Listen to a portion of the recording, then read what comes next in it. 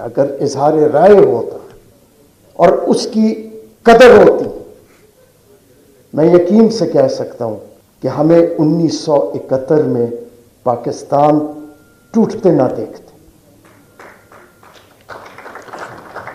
उस वक्त मगरबी पाकिस्तान में, आज आप सारे वो निकाल लें इखबार, मगरबी पाकिस्तान के लोगों को बिल्कुल एक मुख्तलिफ पिक्चर दिखाई गई। यही थ्रू आउट होता रहा।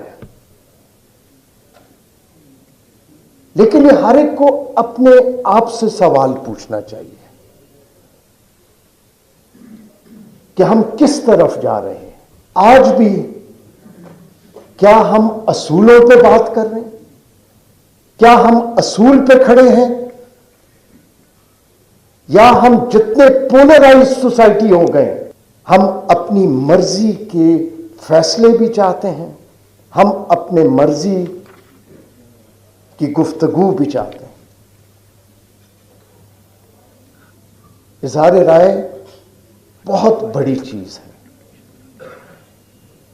और इज़हार राय को कभी भी दबाने की कोशिश नहीं करनी चाहिए। अगर कोई गलत कहता है वो खुद एक्सपोज हो जाता है, वक्त के साथ एक्सपोज हो जाता है। और जो टेक्नोलॉजी का दौर है उसमें रियासतें इज़हार राय को काबू नहीं कर सकती।